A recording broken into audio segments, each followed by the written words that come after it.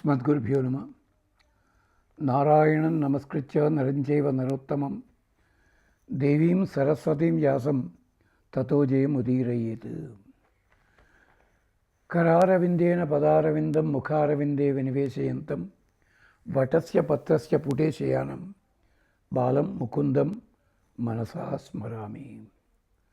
శ్రీమౌద్గల్య శ్రీవత్సస గోత్రజాతౌ శ్రీ అప్పలార్య రత్నమార్య తనుభౌద్వౌ శ్రీమచ్చటారి చరణాంబుజ చంచరీకౌ శ్రీరంగ రామానుజ దేశికౌ స్తుమ. భగవద్బంధులర, పాండవులు అజ్ఞాతవాసం కోసమని బయలుదేరుతున్నారు. అప్పుడు ధౌమ్యుడు వాళ్ళకు ఉపదేశించాడు. ధౌమ్యుని నీతి శాస్త్రం. నాయనా, మీరు ఫలానా చోటకి వెళ్ళాలనుకుంటున్నారు. ఇంతవరకు మీరు రాజులు పరిపాలించారు. ఇప్పుడు పరిపాలింపబడవలసిన వాళ్ళు అయ్యారు. మీరు సేవకులయ్యారు. ఎలా ఉండాలో తెలుసునా అంటూ ధర్మ సూక్ష్మాలని చెప్పాడు. చెప్పప్పుడు అన్నాడు, ఇవి మీకు తెలుసున్నవే అయినప్పటికీ నేను పురోహితునిగా మీకు చెప్పాల్సిన బాధ్యత ఉంది, అందుకని చెప్పాను, వినండి అన్నాడు. ధౌమ్యుని ఉపదేశించిన తర్వాత ధర్మరాజు ఆయన్ని గౌరవించిన విధానం చూడండి. ఇదేమిటి అంటే, అవునండి, తెలుసండి, మీరు బాగానే చెప్పారు, ఇలాంటి ఫార్మాలిటీ కాదు, అంటే లాంఛనంగా మాత్రం చెప్పలేదు. నిజంగా కృతజ్ఞత ప్రకటించాడు. శిష్య ధర్మాన్ని చూపించాడు. అనుశిష్టాస్మి భద్రంతే నైతత్ వక్త అస్తి కచ్చన. ఆచార్య, నీలాంటి వక్త మాకెక్కడా దొరకరు. శాస్త్రము చెప్పేవాళ్ళు. అద్భుతంగా చెప్పావు. ఇంతకుముందే మమ్మల్ని ఎన్నోసార్లు అనుశిష్ట చేశావు, అంటే మాకందరికి ఉపదేశించావు. ఇప్పుడు ప్రత్యేకించి ఎక్కడి వాడేవు నువ్వు? అలనాడు వ్యాసుడు పంపిస్తే అంగారపర్ణుడి కారణం చేత సోమశ్రవ తీర్థంలో ఆ రోజుని మాకు వచ్చిన వాడివి. ఇంతవరకు కూడా మాకు పురోహితుడివై ఉండి ప్రతి క్షణంలో కూడా జాగ్రత్త పడుతూ ఉండి రాజసూయాగాన్ని కూడా పూర్తిగా నిర్వహణ చేసి మమ్మల్ని అందరినీ రక్షించావు. మేము అడవుల పాలైనప్పటికి కూడా నువ్వు కూడా మాతోటే ఉండి రక్షణ కలిగించావయ్యా. అనుశిష్టాస్మి భద్రంతే, నీకెప్పుడు మంగళమవుగాక. నైతత్ వక్త అస్తి కశ్చన నా ఏతత్ వక్త, ఇలాంటి వక్త ఎక్కడా దొరకడయ్యా. మిగిలిన చోట్ల పురోహితులు తిట్టిన సందర్భాలు ఉన్నాయి, రాజుల్ని వాళ్ళని కోప్పడిన సందర్భాలు ఉన్నాయి. ఇక్కడ అలాంటిది ఎక్కడా కూడా లేదు. మేము తప్పులు చేసినా పొరపాటు చేసినా ఏమున్నా జాగ్రత్తగా ప్రేమగా చూసుకున్నావు. కుంతి మృతే మాతరం నో విదురం వా మహామతిం. కుంతీదేవి కానీ విదురుడు కానీ నీవు కానీ మీరు ముగ్గురే మాకు ప్రధానము. కుంతీం మృతే మాతరం. ఇక్కడ చమత్కారం చెప్పారు పెద్దలు. కుంతే మృతే మాతరం అన్నారు. అంటే కుంతీం మృతే అని విడగొట్టుకోవాలి. అక్కడ ఏమిటి అంటే, కుంతీదేవి వెళ్ళిపోయినప్పటికి కూడా నువ్వే మాకు రక్షణ కలిగిస్తావు, అంతటి వాడివి.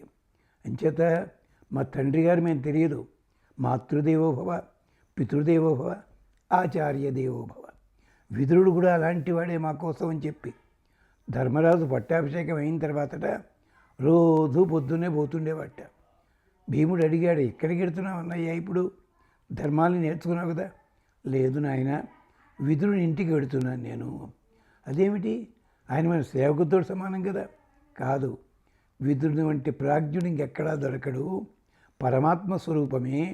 రాయబారానికి వచ్చినప్పుడు కృష్ణుడు కూడా ఎవళ్ళింటికి వెళ్లకుండా విదుర అన్నాని బొబుచే శుచీని గుణవంతిచ అంటాడు వ్యాస భగవానుడు. అక్కడ పెద్ద దుర్యోధన పెద్ద భోజనం ఏర్పాటు చేశాడు, నాకు అక్కర్లేదన్నాడు.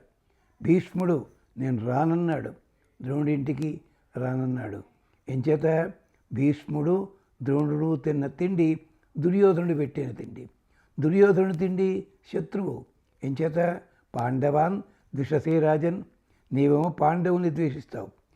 మమ ప్రాణాహి పాండవ, పాండవులు నాకు మిత్రుడు. మరి మిత్రుని శత్రువు నాకు శత్రువు అవుతాడు కదా, అంటే నువ్వు నాకు శత్రువి, శత్రువు ఇంటి నేను భోజనం చేయకూడదు, శత్రువుకి భోజనం పెట్టకూడదు, నియమవది, ఈ మాత్రం తెలియదా నీకు అంటూ వెళ్ళాడే. అలాంటివాడు అంచేత విదురుడు, విదురంబ మహామతిం, అలాంటివాడు. కుంతీమృతే మాతరం, మా తల్లి నీలాంటి వక్త ఇంకెక్కడా దొరకరు అంటూ నమస్కరిస్తాడు. ఇక్కడ ఒక్క క్షణం తప్పదు, వేదవాక్యం చెప్పుకుందాం. ఆచార్య వైభవాన్ని చెప్పడానికి వేదంలో ఒక మామూలుగా వెతికితేనే ఒక 200 మంత్రాల వరకు దొరుకుతాయి. మనకి ఎంతసేపు గురువు గారంటే పాఠం చెప్తాడు, వెళ్ళిపోతాడు, అంతే. కానీ ఆయనకున్న గొప్పతనం ఏమిటో తెలుసునా? అర్చా విష్ణు శిలాది గురుయే రమతి అంటే గుర్తుపెట్టుకోరా బాబు, అర్చారూపంలో ఉండే భగవంతుడి కంటే ఎదురుకుండా కనిపిస్తాడు.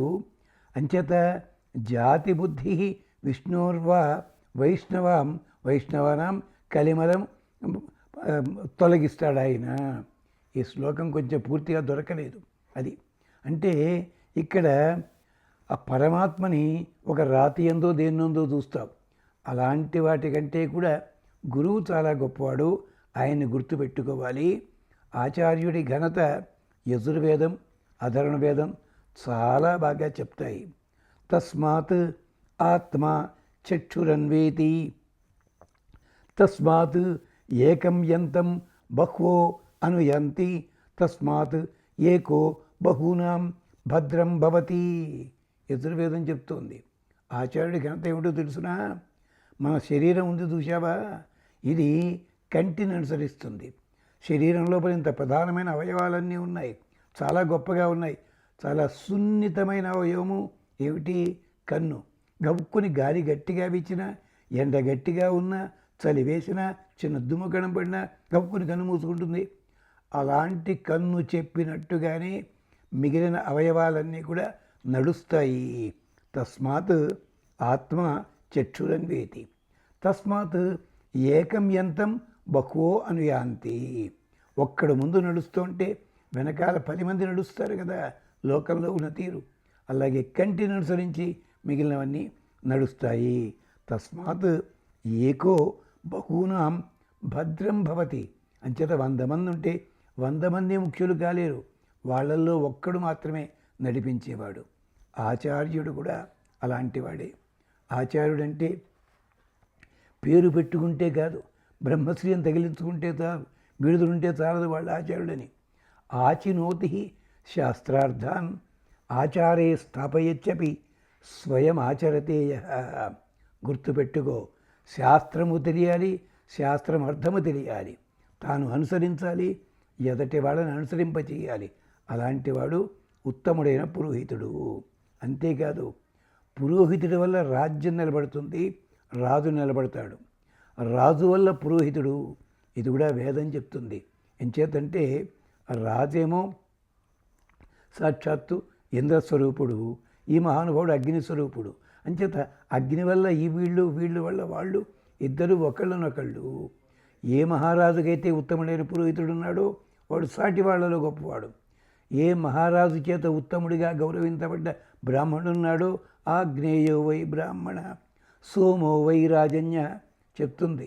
చంద్రుని వంటి వాడేమో అధ్యక్షుడు అంటే రాజు, ఆచార్యుడు అగ్ని వంటివాడు. అగ్ని వల్ల చంద్రునికి, చంద్రుని వల్ల అగ్నికి సంబంధం ఎలా ఉంటుందో అలాగే. ఇంచేత అగ్ని రాత్రిపూట బయట ఉంటుంది, చంద్రుడు పైన ఉంటాడు. పొద్దున్న కాగానే చంద్రుడు అస్తమిస్తాడు, అగ్ని నీటి లోపల ప్రవేశిస్తాడు. ఇలాంటివాడు. అందుకని అలాంటి గొప్పవాడివి నువ్వు, సాక్షాత్తు అగ్నివే నువ్వు. దౌమ్యుడు, ధూమ సంబంధి, అగ్ని సంబంధి ఆయన. అందుకనే వ్యాసుడు పంపించాడు పనిగట్టుకుని. అందుకని ఆచార్యుణ్ణి సామాన్య మానవుడిగా మీరు పరిగణించవద్దు. ఎలా ప్రార్థించాలి? అధాతే అంతమానాం విద్యామ సుమతీనాం మానో అతిథ్య ఆగహి. ఇది ఋగ్వేదంలో అగ్ని సూక్తానికి సంబంధించింది. ఆచార్య, నీ అంతరంగంలో ఉండే అద్భుతమైన విజ్ఞానాన్ని మేము పొందాలి, పొంది తీరుతాము. అదాతే అంతమానం విద్యామ సుమతీనాం. మేము మంచి బుద్ధి కలిగిన వాళ్ళం, నీ తేజస్సు మేము పొందాలి. మానో అతిఖ్య ఆగహి. అంచేత ఎప్పుడు కూడా మా అతిఖ్య ఆజ్ఞ ఆగహి, మా దగ్గరికి నీవే రావాలి. దయచేసి మమ్మల్ని వెలివేయడం కానీ, దూరం పెట్టడం కానీ, ఇతరముగా కానీ నిర్లక్ష్యం చెయ్యవద్దు. ఎలాగా వత్సము వెంట దేను తనును అంటారు త్యాగరాజస్వామి. దూడ వెనకాల ఆవు పడ్డట్టుగా, బిడ్డ వెనకాల తల్లి పడ్డట్టుగా నువ్వు కూడా మమ్మల్ని రక్షించవయ్యా. మా అతిఖ్య, మమ్మల్ని ఎప్పుడూ కూడా విడిచి ఉండవద్దు, నిర్లక్ష్యం చేయొద్దు. ఇదంతా కూడా జీవితాంతం చేస్తాం. ఈ ప్రతిజ్ఞ, ఈ ఈ ప్రార్థన ఎప్పుడూ కూడాను జీవితాంతం చేస్తాం. సురూపకృత్నం ఊతయే సుదుఘామివ గోదుగే జుహూమసి జవి. మేం ప్రతిరోజు కూడా నిన్ను ఆశ్రయిస్తాము. గో వంటి స్వామివి నువ్వు, రక్షణ కోసం ప్రార్థిస్తాము. ఊతయే, ఊత అంటే రక్షణ, ఇంతకుముందు చెప్పుకున్నాం. అలాంటి రక్షణ కోసం అంటే కనీసం మానసికంగానైనా చేస్తాం మేము. గుర్తుపెట్టుకో. అస్మద్గురుభ్యో నమః మనం చదివేస్తుంటాం, లాంఛనంగా చదువుతాం. ఇంతకీ మీ గురువు ఎవరయ్యా? అసలు చెప్పిన పాఠం ఉన్నాయని ఒక ఆయన ఉండేవారు విశాఖపట్నంలో. ఆయన వల్ల పేరు తెచ్చుకున్న పెద్ద మనిషి ఆయన పేరు చెప్పరు, ఇంకెవరి పేరో చెప్తుంటాడు. ఆయనకి మహానుభావుడికి వెళ్ళిపోయిన తర్వాత 20 ఏళ్ళు అయింది. ఆయన కార్యక్రమాలు చేస్తే టైం లేదండి, డేట్స్ కుదరటలేదండి. నీళ్ళు బంగారం గారు ఇలాంటి వాళ్ళనే చూసాం మేమంతా కూడా. కాదు, గురువుని మానసికంగా ధ్యాపం చేయాలి, చూస్తుంటాము. ఆచార్యులలో కూడా మొదటగా మనకి వశిష్ఠుడు గుర్తొస్తాడు. తరువాత ఏ ఇతర ఋషులు అలాంటి వాళ్ళు లేరు. జమదగ్ని కనిపిస్తాడు మళ్ళీ. అంచేత సర్వాసు విద్యాసు కళాసు పారంపర్యోపదేశో ఘనతావశ్చాత్. గురువు చెప్పిన విద్యల వల్లే నిలబడతాయి ఎక్కడైనా శాస్త్రాలు. అలాంటివాడు అది వ్యాసుడు పరంపర ఉంది వ్యాసుడికి. మిగిలిన వాడికి ఎక్కడా లేదు, వెతుక్కోవాలి మనం. వ్యాసం వశిష్ఠ నప్తారం శక్తే పౌత్రం అకల్మషం పరాశరాత్మజం. ఎక్కడ వాడి వ్యాసుడు? వశిష్ఠుని పరంపరలోని వాడు, గుర్తుపెట్టుకోండి. అలాగే వశిష్ఠుని పరంపరలో వచ్చినట్టుగానే వ్యాసుడి పరంపరలోంచి వచ్చిన వాడే మహానుభావుడు దౌమ్యుడు కూడాను. అంచేతనే యజుస్సంహిత చెప్తుంది, ఋగ్వేదము చెప్తుంది. నిహోత హోతృషదనే విధాన త్వేష దీదివాం అసదత్ సుదక్ష అదబ్ధవ్రత ప్రమతి వశిష్ఠ సహస్రంభర శుచి జిహ్వ అగ్ని. బాబు, నువ్వు ఎలాంటి వాడు తెలుసునా? నిహోత, దేవతలందరినీ కూడా ఆహ్లాదకరంగా మా దగ్గరికి తీసుకొస్తావు. హోతృషదనే విధాన అంటే ఎలా రప్పించాలో ఏమిటో తత్వం తెలుసున్నవాడివి నువ్వు. త్వేష, నిత్యకర్మానుష్ఠానం చేత మంచి తేజస్సు కలిగిన వాడివి నువ్వు. అంతేకాదు అసదత్ సుదక్ష, మంచి దక్షత కలిగిన వాడివి నువ్వు, నేర్పరివి. హవిస్సుల సమర్పణ లోపల నువ్వు నిహోత, గొప్ప సమర్పణ చేయగల నిష్ణాతుడివి. అంతేకాదు అదబ్ధ వ్రత ప్రమతి సహస్రంభర, వేలాది కార్యక్రమాలు నిర్వహించడంలో నేర్పరితనం కలిగినవాడు, నాశము లేనివాడు. శుచి జిహ్వ, శుచి జిహ్వ అగ్ని, నిష్ఫలము కానీ బుద్ధి వైసజ్యం కలిగినవాడు. ఇది కేవలం వశిష్ఠునికి కాదు, గురువుకి సంబంధించింది. అలాంటి గురువే ఇక్కడ దౌమ్యుడు. ఇలాంటి గురువు ఒక్కసారి తిరస్కరించబడినా కానీ, సరదాగా వేరే సందర్భాల్లో గుర్తింపు లభించకున్నా కానీ, అవమానించబడ్డా కానీ ద్వేషం పెంచుకోరు వాళ్ళు. అలాంటి గురువులు ఇంకా ఉన్నారు. దేవతలారా రండి, మీలో ఎవళ్ళు ఎక్కువ తక్కువ కాదు. మీ లోకంలో అలా ఉన్నా మా వశిష్ఠుడు, మీ లోకంలో ఎలా ఉన్నా మా వశిష్ఠుల వారు, మా గురువు గారు మనందరినీ ఒకే గౌరవంతో పిలుస్తారు. నహి వహ చరమంచ న వశిష్ఠ పరిమంసతే వాచం ఇమాం యాం తే వశిష్ఠో అర్చతి ప్రశస్తిం. మా దగ్గరున్న వశిష్ఠుల వారు, మీరు దేవతలు ఒకరు తక్కువ ఒకరు ఎక్కువ ఇలాంటి ఉండొచ్చుగాక, కానీ మాకు తేడా లేదు. అందరినీ కూడా సమానమైన పద్ధతిలో గౌరవించి మా దగ్గరికి రప్పిస్తాడు, మా అధ్యక్షుల వారు పురోహితులు వశిష్ఠుడు. ఇది విశేషం. అంచేత స్వామి రక్షించు మమ్మల్ని అంటూ గురువుని ప్రార్థించాలి. వశిష్ఠాదులకి ఇంకో పేరుంది. ఏమిటది? బృహస్పతి, ఆచార్యునికి పేరు. అలాంటి ఆచార్యుణ్ణి కోరతాడు ఇంద్రుడు కూడా. బృహస్పతి రకామయత బ్రహ్మవర్చసీ శ్యాం ఇతి అష్టరాత్ర అంటూ అష్టరాత్ర క్రతువు చేస్తాడు ఇంద్రుడు పాపం. ఎందుకని? తతో వై బ్రహ్మవర్చసీ అభవత్. అంచేత బ్రహ్మవర్చస్సు పొందాడు. బృహస్పతి కూడా ఈతన్ని ఆరాధించే పొందాడు. బృహస్పతి అకామయత శ్రేణ్మే దేవాన్ దధీరన్ గచ్చేయం పురోదాం ఇది అంటూ 24 రాత్రి యాగం చేస్తాడు బృహస్పతి.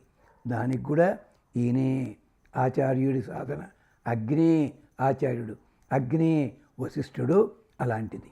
ఇలాంటి ఉపదేశం చేసేలాంటి పురోహితునికి పర్యాయ పదాలు ఇంకా కొన్ని ఉన్నాయి. అవి ఇంకో భాగంలో చూసుకుని అప్పుడు పాండవులు బయలుదేరిన విధానాన్ని చెప్పుకుందాం.